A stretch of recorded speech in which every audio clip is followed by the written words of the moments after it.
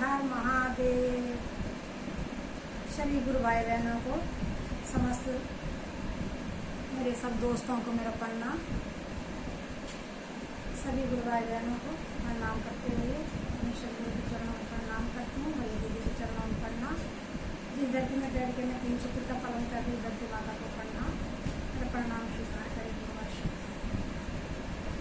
आज सभी दोस्तों को, गुरु भाई बहनों को मैं आज एक शिव कथा और भजन सुनाऊंगी। आप लोगों को पसंद आए तो मेरे चैनल को शिव परिवार शिव कृपा, और पसंद आए तो आप लाइक करें, सब्सक्राइब करें और कमेंट बॉक्स में कमेंट करें। चलो गुरु भाई बहनों, सभी दोस्तों आगे चलते हैं और चरणों में प्रणाम करते हुए आज एक शिव चर्चा है। एक शिव भक्त थे, एक शिव भक्त थी तो उनके पति सौकार थे। सौकार में दोनों पति पत्नी। सौकार जो है कभी भगवान की पूजा पाठ नहीं करते थे, ऐसी चीज़ों पे मतलब कोई भगवान पे, हमारे शिव गुरु पे विश्वास नहीं करते थे, मानते नहीं थे। और उनकी जो पत्नी थी वो शिव भक्त थी। उनका नियम था कि अपने गुरु को कुछ चढ़ाए बिना, कुछ भी चढ़ाए बिना वो भोजन नहीं करती थी।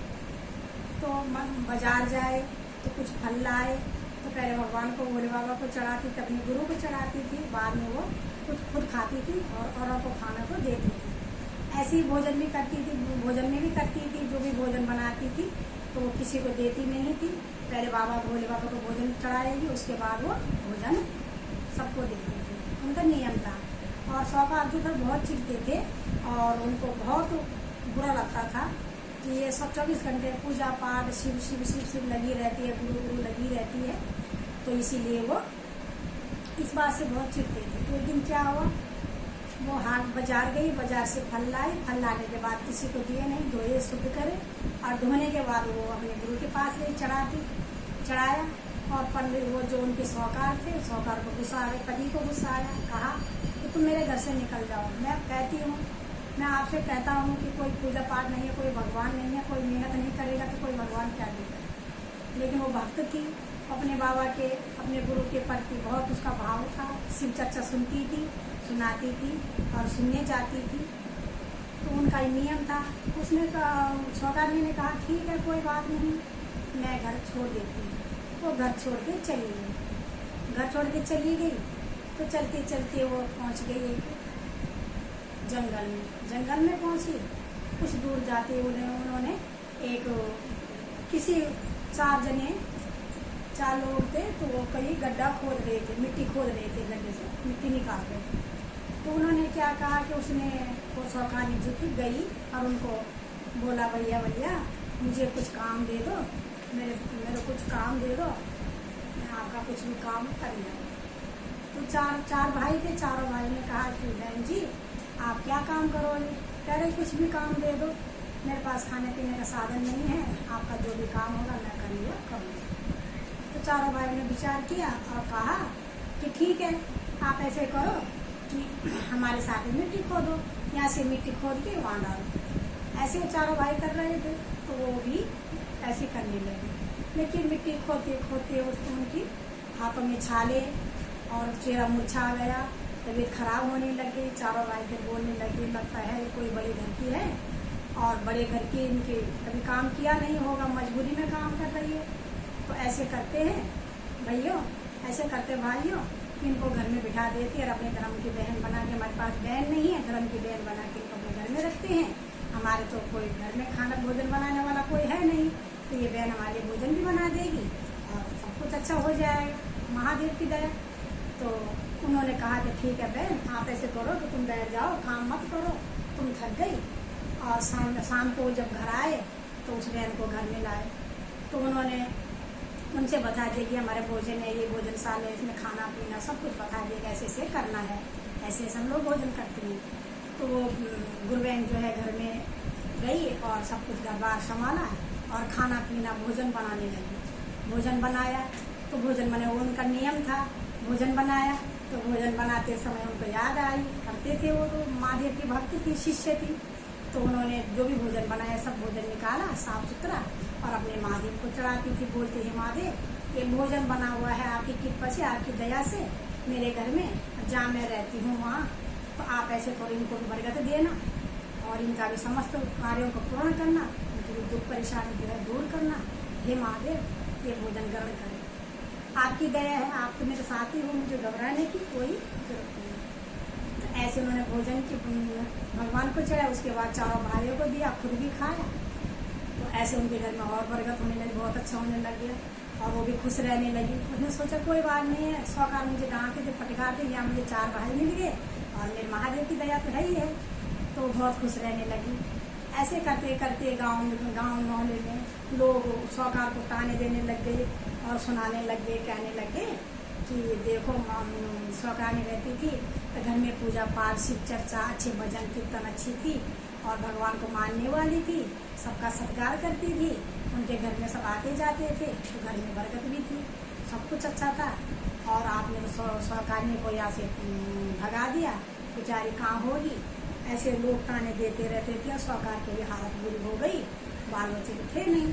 100 कार अपने परेशान हो गया, खाने से पीने से कौन ध्यान रखे, काम करने जाता था तो कौन बनाए कौन खाए, बहुत बुरी हालत हो गई। महादेव रुष्ट हो गए और मेरे महादेव उनको ऐसे हुआ कि खाने को भी उनको कुछ नहीं मिला, बहुत परेशान हो गई। एक दिन जो है एक बुरी ऐसी घर में आई अम्मा पड़ोसन, तो कहने लगी बेटा तूने बहुत बुरा किया, वो बिटिया कहाँ होगी, कहाँ कैसी होगी, कभी तुमने सोचा है पति हो, पति का धर्म है पत्नी का हर दुख सुख देखना, और पत्नी का भी है, परंतु जिम्मेवारी ज़्यादा पति की है जो दुखी है, परेशान है। और एक शिव भक्त है, उल्टा शिव भक्त है, भक्त को कभी भी कोई दुख नहीं पहुंचना चाहिए अपनी तरफ से। तो उन्होंने क्या किया कि उसको भी गुस्सा आया, उन्होंने सोचा यार ठीक है मैं ऐसे करता माता जी 100 कार को ले जाता हूँ, पत्नी को ढूंढने। वो निकले तो चलते चलते वो भी उसी जगह महादेव की दया से पहुँचे। तो चारों भाई थे वो मिट्टी खोद रहे थे। अब घूमते घूमते वो भी गए और कहने लगे भैया मुझे कोई काम धंधा दे दो, मेरे पास कोई साधन नहीं है और मैं बहुत दीनहीन हूँ, तो कुछ काम धंधा दे दो और मुझे काम के बदले में कुछ नहीं चाहिए, कुछ आप लोग खाओगे भोजन मुझे भी दे देना और कुछ नहीं, आपके साथ मेहनत करूँगा। तो कहा कि ठीक है चलो आप मिट्टी हमारे साथ खोदो। वो लोग मिट्टी का काम था, मिट्टी खोदते थे, मटके घड़े और मूर्तियाँ बनाते थे। तो मिट्टी खोद हमारे साथ, आप चलो ठीक है। तो मिट्टी खोदने लगी, उनको थोड़ी देर उन्होंने काम किया 100 कार ने, और काम करते हुए उनको फिर वही परेशानी होने लगी, वही प्रॉब्लम होने लगे जो कि 100 कार को हुई थी, उनकी पत्नी को हुई थी। हाथ में छाले, तबीयत खराब, भूख लग गई और जी घबराने लगा, चेहरा मुरझा गया। वो भी समझ गई। बड़े भाई कहने लगे भाई और लगता है कि ये भी कोई बड़ा आदमी है, कभी काम तो किया नहीं, मजबूरी है, तो इसको ऐसे करो कि बिठा दो और जब हम लोग घर जाएंगे तो इनको साथ अपने घर में ले जाएंगे और घर में कुछ काम इनको दे देंगे, वो जो हमारे साथ थोड़ा बहुत ये खा लेगा।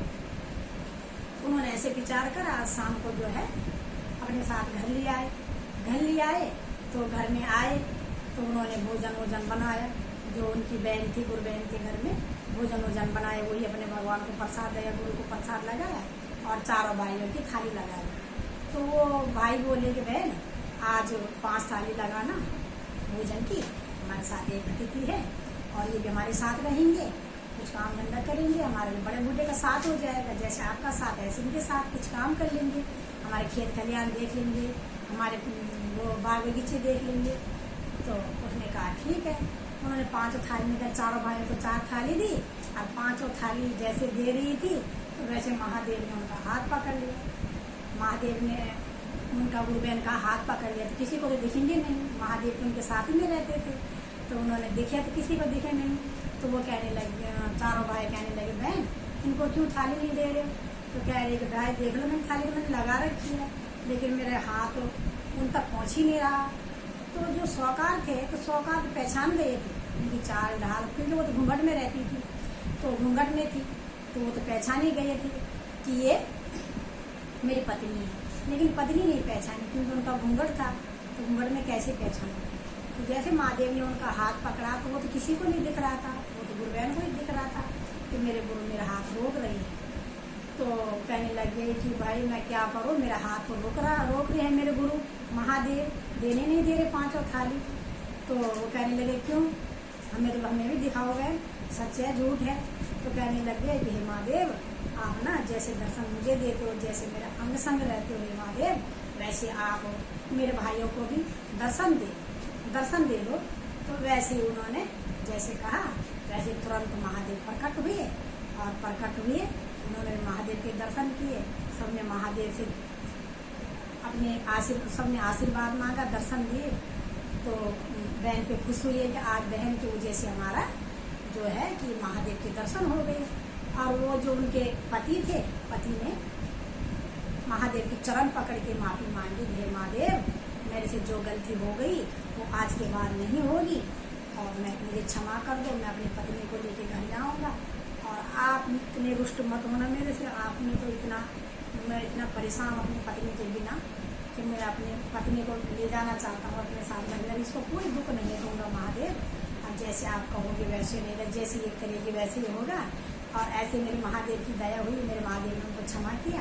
फिर उन्होंने भोजन ग्रहण किया, महादेव का ध्यान हो गए हमारे गुरु, और वो अपनी पत्नी को लेके घर आ गए।